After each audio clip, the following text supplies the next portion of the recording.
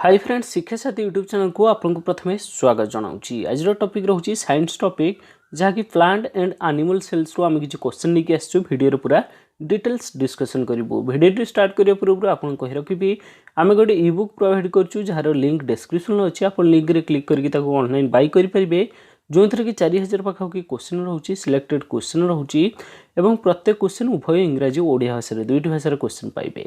तो description link अच्छी निश्चित भाव में बाय करूँ सिलेक्टेड क्वेश्चन रोचे और जब वीडियो भल लगे निश्चित भाव गोटे लाइक करेंगे निजर सांग भिडियो को शेयर करें भूलें और शिक्षा साथी यूट्यूब चैनल को सब्सक्राइब करने भूलें। देखो टॉपिक रोचे आपंकर plant cells and animal cells आम क्वेश्चन आनीचु। प्रथम क्वेश्चन रोचे जे किए कोष आविष्कार करथिले किए कोष आविष्कार करथिले जहाँ राइट आंसर होची रॉबर्ट हुक। रॉबर्ट हुक कोष आविष्कार करथिले केबे 1665 मसीह मन रखंतु 1665 मसीह रॉबर्ट हुक कोष आविष्कार करथिले एवं ये रॉबर्ट हुक सी होचन जने ब्रिटिश वैज्ञानिक। रॉबर्ट हुक होचंती ब्रिटिश वैज्ञानिक 1665 मसीह कोष आविष्कार करथिले एवं कोष कहले आमे कोन बुझू कोष कहले जीव शरीर क्षुद्रतम जीवंत अंश को कोष कह जाए। एमती भी क्वेश्चन दे पारे जे जीव शरीर क्षुद्रतम जीवंत अंश को कौन कह जाए। तो राइट आंसर होची कोष कह जाए थाए। नेक्स्ट क्वेश्चन देखिबा जे कोष अंगिका गुड़िक जो क्षुद्र अणु द्वारा गठित ताहाको कौन कह जाए। कोष अंगिका गुड़िक जो क्षुद्र अणु द्वारा गठित ताको आमे कौन कहू जार राइट आंसर रहिबो डीएनए कहि थाउ। कोष अंगिका गुड़िकर जो क्षुद्र अणु द्वारा गठित ताहाको कौन कह जाए डीएनए कह जाए। एवं ये डीएनए रो पूरा ना भी क्वेश्चन रही पारे जे डीएनए रो पूरा ना कौन।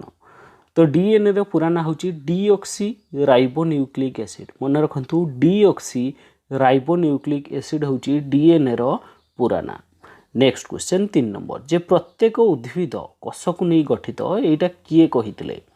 प्रत्येक उद्भिद कोष को नहीं गठित एटा कहार मत जार राइट आंसर होची स्लेडन। ये कथाटी किए कहितले स्लेडन कहितले कौन कहितले ना प्रत्येक उद्भिद कोष को नहीं गठित। नेक्स्ट क्वेश्चन देखिबा 4 नंबर जे जेउ कोषरे माइटोकॉन्ड्रिया देखा जाए नहीं केउ कोषरे माइटोकॉन्ड्रियाटा देखा जाए नहीं लोहित रक्त कोषरे माइटोकॉन्ड्रिया देखा जाए नहीं मन रखंतु लोहित रक्त कोषरे माइटोकॉन्ड्रिया देखा जाए नहीं एवं माइटोकॉन्ड्रिया को आमे कोन कहि थाउ कोषर शक्ति केंद्र आमे शक्ति केंद्र कहि थाउ माइटोकॉन्ड्रिया को। नेक्स्ट क्वेश्चन देखिबा 5 नंबर जे कोषर समस्त कार्य नियंत्रण करथुवा अंगीकार नाम कोन। कोषर समस्त कार्य को जे नियंत्रण करे से अंगर नाम कोन जहाँ राइट आंसर होची नियोस्टी जहाँ राइट आंसर होची नियोस्टी। कोषर समस्त कार्य को नियंत्रण किए करथाय नियोस्टी। नियोस्टी इंग्लिश नेम न्यूक्लियस।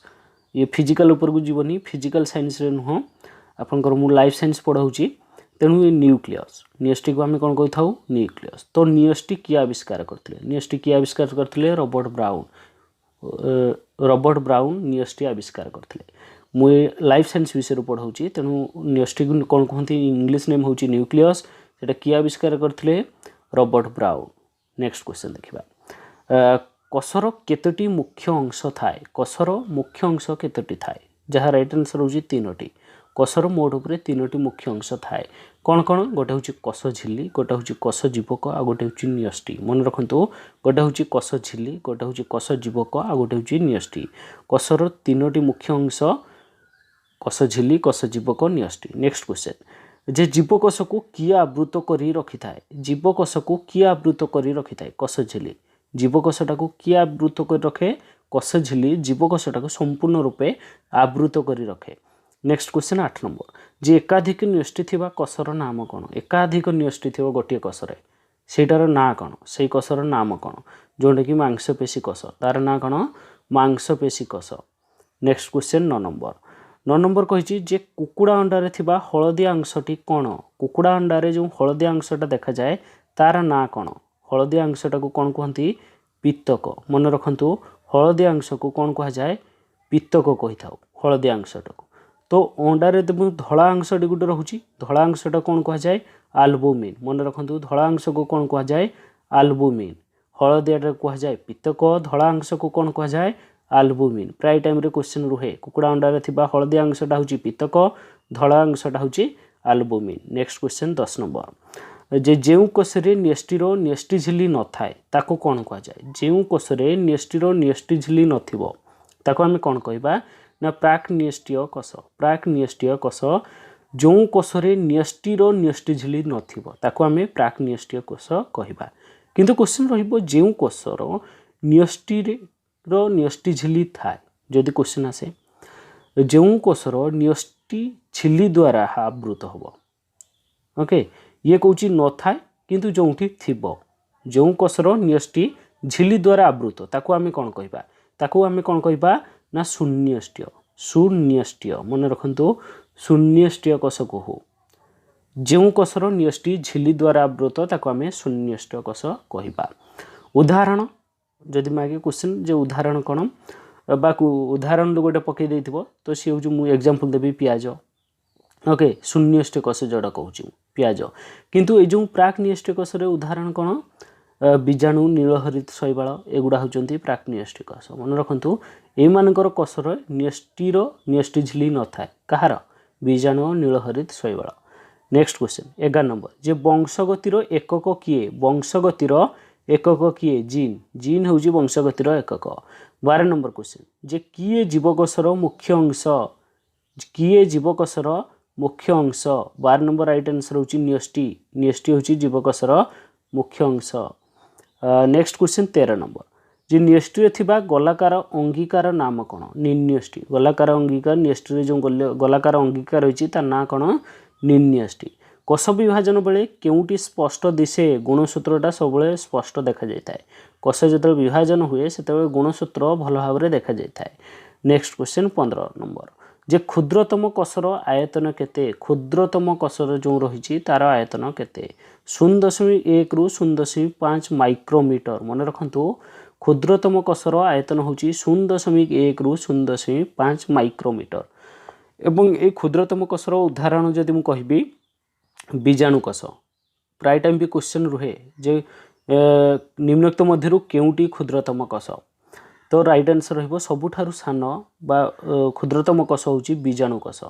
सबुठारु क्षुद्रतम कोन बीजाणु कोष जहाँ साइज रहिबो आयतन होची 0.1 रु 0.5 माइक्रोमीटर। तो बृहत्तम कोष जदि क्वेश्चन रुहे जे बृहत्तम कोषर आयतन केते 170 × 130 170 × 130 मिलीमीटर। मन रखंतु 170 × 130 मिलीमीटर जोटा कि अट्ट पक्षीर अंडा बृहत्तम कोष अट्ट पक्षीर अंडा मन रखंतु।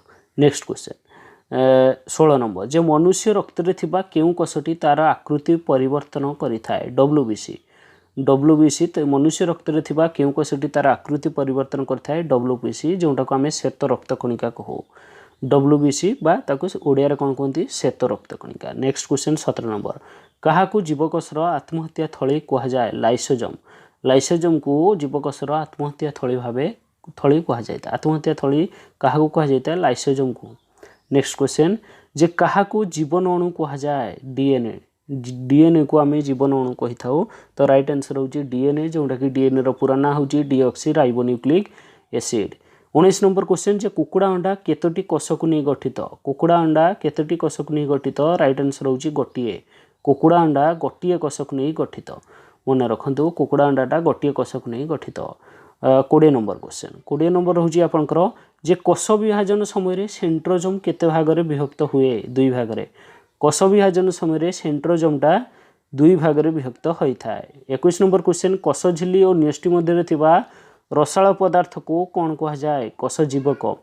कोष झिल्ली और न्यष्टि मध्य थिबा रसाळ पदार्थ को कौन कहा जाय थाए कोष जीवक कहा जाए। नेक्स्ट क्वेश्चन जे माइटोकॉन्ड्रिया को कौन कहा जाए। माइटोकॉन्ड्रिया को शक्ति केंद्र कोषर शक्ति केंद्र कहा कहि थाउ माइटोकॉन्ड्रिया। माइटोकॉन्ड्रिया को कोषर शक्ति केंद्र कहा जाए। 23 नंबर क्वेश्चन जे कोष झिल्ली केते स्तर विशिष्ट एक सूक्ष्म आवरण 3 स्तर। कोष झिल्लीटा 3 स्तर विशिष्ट एक सूक्ष्म आवरण। नेक्स्ट क्वेश्चन जे एमिबारे थिबा प्रवर्ध को कौन कहा जाए कूटोपाद। एमिबारे थिबा प्रवर्ध को कौन कहा जाय थाए कूटोपाद कहा जाए। जे 25 नंबर जीवंत कोषरे थिबा समस्त पदार्थ को कौन कहा जाए कोष जीवक। जीवंत कोषरे थिबा समस्त पदार्थ को कोष जीवक कहा जाय थाए। 26 नंबर क्वेश्चन जे कोष जीवक और न्यष्टि को नहीं कौन गठित आदि प्ररस गठित। कोष जीवक और न्यष्टि को नहीं कौन गठित होता है ना आदि प्ररस गठित होता है कोष जीवक और न्यष्टि की नहीं। 27 नंबर क्वेश्चन जे जीवकोश रे श्वासक्रिया संपादन करथिबा अंगीकार ना कौन माइटोकॉन्ड्रिया जीवकोश रे श्वासक्रिया संपादन करथिबा अंगीकार नाम कौन माइटोकॉन्ड्रिया। नेक्स्ट क्वेश्चन 28 नंबर जे मनुष्य शरीर मध्य क्यों कोश बृहत्तम मनुष्य शरीर मध्य क्यों कोश बृहत्तम स्नायु कोश सबुठारु बड़ वा बृहत्तम कोश होउची मनुष्य शरीर रे स्नायु कोश। 29 नंबर उद्भिदर क्यों कार्य प्लास्टिड साहाय्य करे प्लास्टिड उद्भिदर कौ कार्य साहाय्य करे खाद्य प्रस्तुति रे साहाय्य करथाय पत्र रंग हबारे साहाय्य करे फूलर रंग रे प्लास्टिड साहाय्य करथाय ए सब काम रे प्लास्टिड साहाय्य करथाय। नेक्स्ट क्वेश्चन बा शेष क्वेश्चन 30 नंबर सेलुलोज केउ प्रकार पदार्थ रे गठित श्वेतसार सेलुलोजटा श्वेतसार रे गठित। এই ভিডিওর বাস এতি क्वेश्चन जदि भिडियो भल लगे निश्चित भाव गोटे लाइक करूँ निजर सांग भिडियो को शेयर करें भूलें और शिक्षा साथी यूट्यूब चैनल को सब्सक्राइब करने को भूलें। डिस्क्रिप्शन में इ बुक लिंक अच्छी लिंक रे क्लिक कर निश्चित भाव इ बुक डाउनलोड करूँ कहीं से सिलेक्टेड क्वेश्चन रोचे 4000 पाखापाखि क्वेश्चन रोचे प्रत्येक क्वेश्चन उभय इंग्राजी ओडिया भाषा रही तो निश्चित भाव बाइक करूँ सिलेक्टेड क्वेश्चन रोचे घर पाखे प्रिपेयर हो पारे।